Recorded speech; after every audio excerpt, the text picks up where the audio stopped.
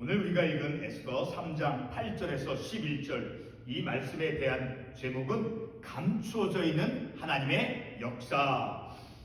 오늘 우리가 읽은 이 본문의 말씀을 통해서 볼 때 비록 이스라엘 백성들이 바벨론의 포로로 끌려가서 그 억압적인 그런 삶을 살아간다 할지라도, 그리고 바벨론이라고 하는 그 나라가 세속적인 나라이고, 그리고 그 나라에 있는 통치자들도 역시 세속적인 그러한 권력, 세속적인 권력자, 세속적인 통치자, 세속의 나라 속에 이스라엘 백성들이, 유다인들이 그곳에서 삶을 살아간다 할지라도 그 바벨론이라고 한 그 나라 역시도, 그 바벨론 나라가 비록 예수 그리스도의 그 구속과 관계없는 그러한 세속적인 나라임에도 불구하고 하나님의 역사가 그 안에, 그 나라 안에 감추어져 있다라는 것을 우리가 말씀을 통해서 깨닫기를 원합니다. 그래서 이 말씀을 통해서 하만이라고 하는 그 아하수에로 왕의 권력을 위임받아서 그 아주 특별한 그 절대 전권을 가지고 있는 그 하만, 그 세상의 권력, 그런 세상의 권력대 하나님과 그리고 세속의 나라에 있는 그 세속적인 그 권력과 그 대결하는, 그러나 그 세속적인 나라조차도 하나님의 다스림, 하나님의 주권 아래 있었다라는 것을 우리가 말씀을 통해서 깨닫기를 원합니다. 자, 오늘 본문의 말씀에 나오는 이 하만이 속해 있는 이 바벨론은 세상의 나라입니다. 세속적인 나라예요. 세속적인 나라이죠. 비록 바벨론 나라가 에스라 1장 1절에서 이제 바사 나라, 오늘날의 이란이죠. 자, 그 바사 나라 왕 그 고레스가 이제 바벨론을 정복했을 때 하나님께서 그 바사 왕 고레스의 마음을 이제 움직여서, 감동시켜서 바벨론의 그 유다인들을 예루살렘으로 귀환케 하였다 할지라도 이 바벨론이라고 하는 이 나라는 세속적인 나라이지요. 다시 말해서 하나님의 구속 사역과 관련이 없는 그러한 세상의 나라입니다. 자, 그렇다고 이 말의 의미가, 다시 말해서 바벨론이 세속적인 세상의 나라라 할지라도 하나님의 통치 아래서 벗어난, 그런 하나님의 통치 아래서 벗어난 하나님의 주권이 못 미치는 나라라는 것을 결코 의미하는 것은 아닙니다. 바벨론은 세속적인 나라임에도 이제 그런 세속의 영역, 세속적인 그런 세상임에도 불구하고 하나님의 주권 아래에 있다라는 것입니다. 이것이 바로 칼빈이 말해주는 것이죠. 바로 어떤 나라도 하나님의 그 주권 아래에 있다라고 하는 것이죠. 본문에 나오고 있는 이 권력자, 그 권력자 하만은 바로 세속적 나라 속에서 세상의 권세를 가지고 있었던 사람입니다. 다시 말해서 하나님의 구속 사역과는 관련이 없는 그야말로 사탄적인 존재였습니다. 그 사탄적인 존재라는 것을 우리가 어떻게 알 수 있습니까? 바로 10절 말씀에 보게 되면 유다인의 대적 하만이다라고 말씀해 주고 있죠. 그러니까 하나님의 택한 백성들을 향해서 이제 그 유다인들을 진멸하려고 하는 그런 악한 계획을 가지고 있었기 때문에 바로 하나님의 백성을 이제 학살하려고 하는, 자, 그런 것을 이제 볼 때 바로 하만은 사탄적인 존재였다라는 것을 우리가 알 수 있다라는 것입니다.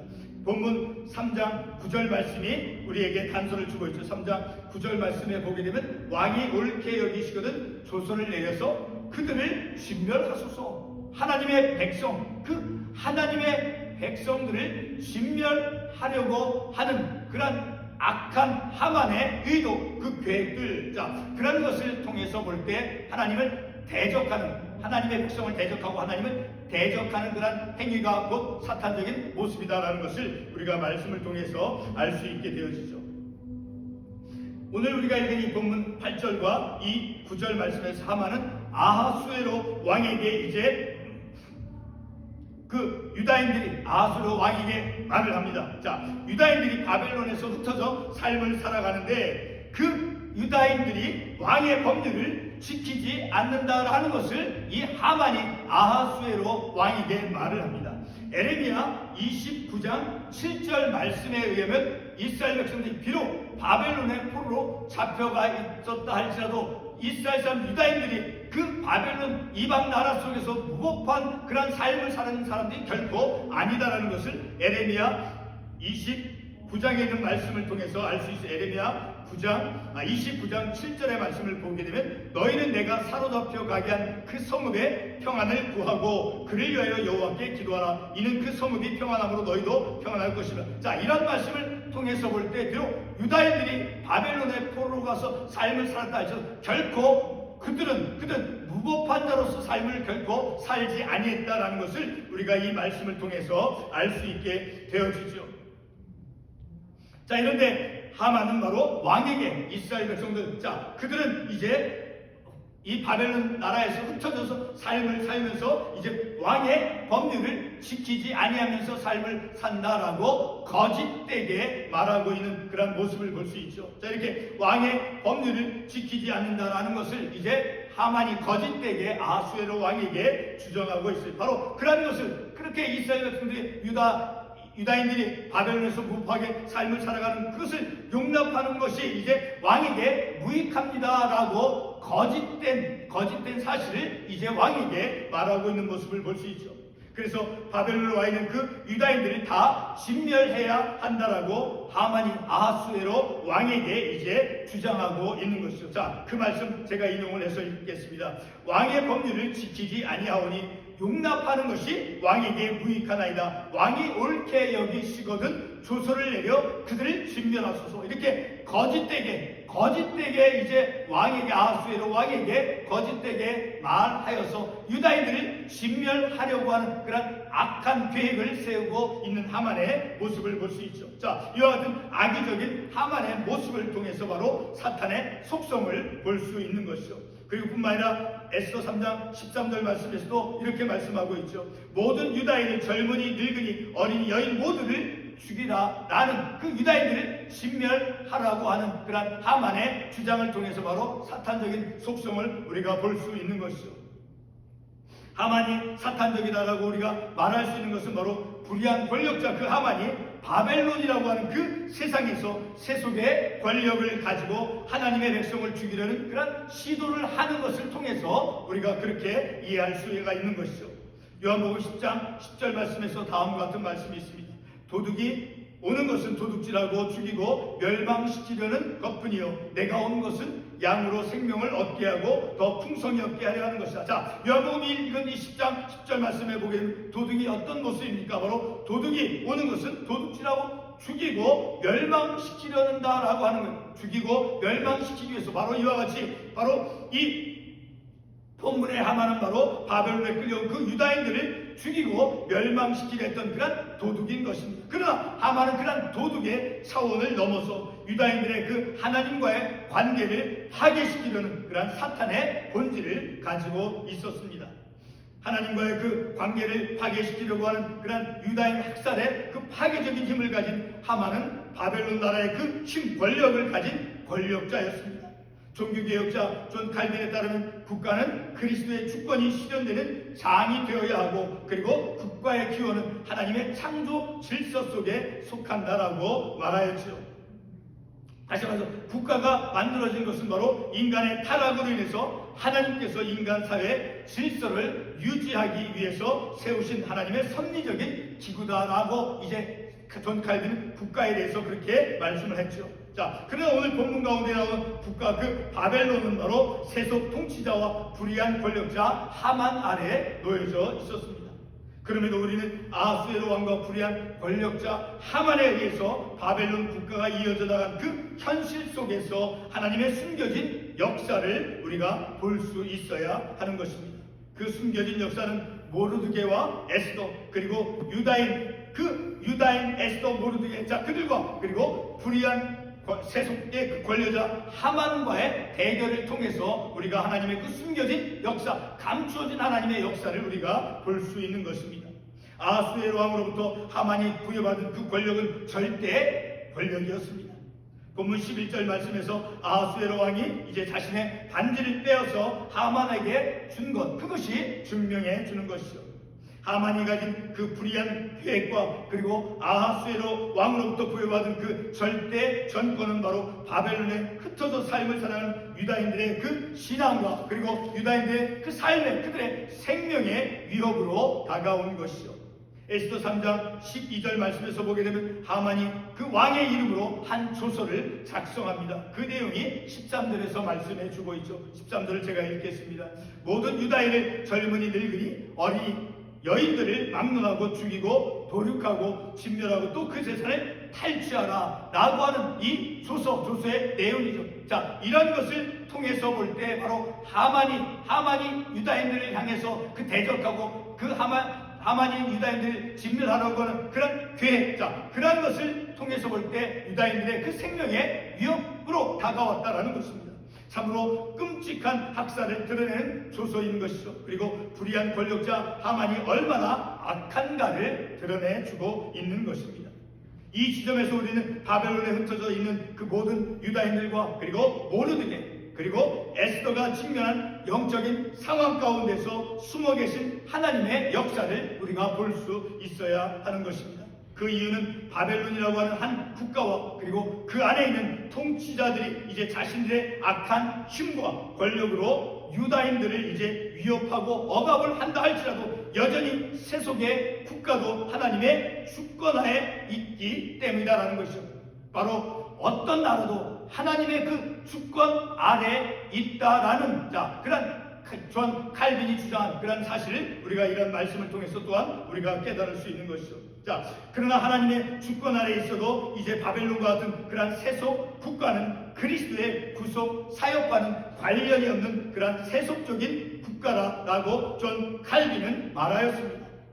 바벨론 포로 가운데 있는 유다인들에게 숨겨져 있는 그 하나님의 역사가 무엇입니까? 그것은 바로 에스더 4장 3절과 4절 16절 말씀에서 기록된 대로 바로 유다인들의 그 억압 현실, 그 유다인들이 직면한 그 억압, 그 하만의 그 유다인들이 직면하려고 하는 그런 악한 계획, 그런 것에 대해서 애통해하며 부르짖는 회개의 기도와 그리고 유다인 전체가 이제 민족적인 그런 신앙을 갖게 한 것이죠. 더구나 에스더에게 나타난 그 단호한 의지, 죽으면 죽으리다라고 하는 그런 단호한 신앙들, 바로 그러한 것을 통해서 우리가 하나님의 숨겨진 역사를 우리가 볼 수 있다는 것입니다.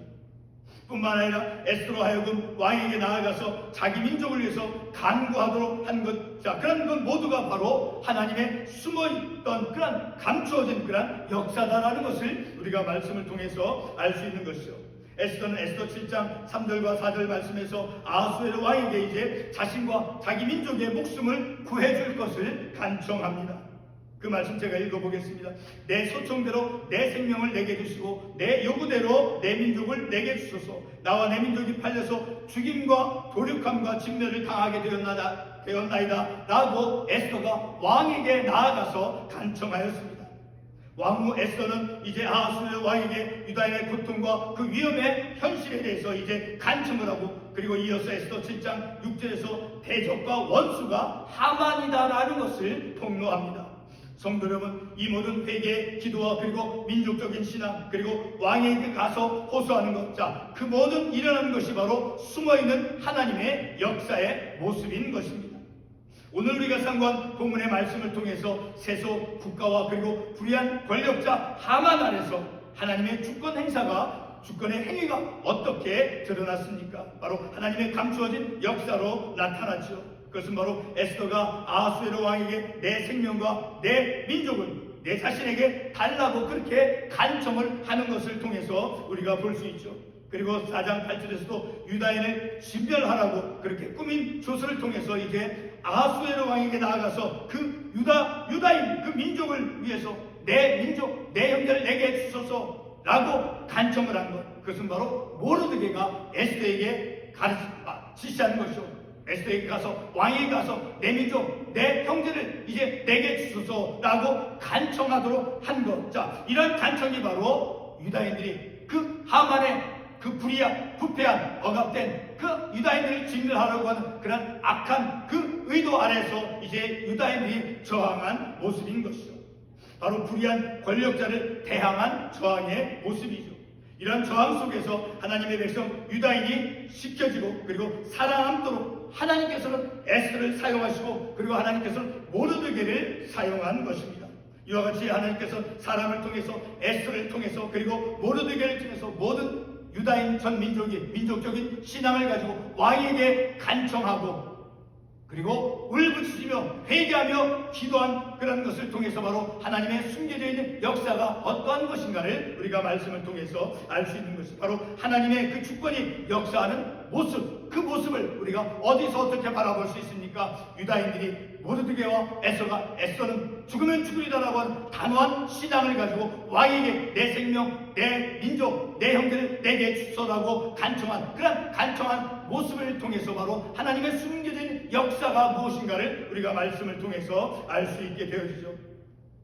우리가 비록 이 땅에서 평화롭게 믿음의 신앙의 삶을 신앙의 자유 속에서 우리가 삶을 살아가지만 우리가 삶을 살아왔던 우리의 조국 한국의 사회 정치 사회 현실을 한번 보시길 바랍니다. 그 지금 일어나고 있는 그런 불의한 법안들 어떤 포괄적인 차별금지법이라든가 어떤 동성연애를 허용하는 것, 자 그리고 법 왜곡죄 낙태하는 것, 자 이 모든 불의한 그런 악한 것들, 자 불의하고 부패한 정치 그런 것에 대해서 우리가 이 땅에서 삶을 살아가면서 우리는 어떤 영적인 태도를 가지고 우리가 조국을 위해서 우리의 믿음의 삶을 살아갈 수 있겠습니까? 오늘 우리가 본문의 말씀에서 우리가 깨닫는 것처럼 에스더가 죽으면 죽으리다 단호한 믿음의 의지를 가지고 그리고 회개하며 하나님께 부르짖는 그 기도를 통해서 바로 불의함과 부패함과 악한 것에 대해서 저항하는 하나님께 기도를 통해서 하나님께 울부짖고 기도하는 그 기도를 통해서 저항하며 나라의 그 자유를 위해서 나라의 신앙의 자유를 위해서 우리가 기도할 수 있어야 되는 것입니다. 기도하겠습니다.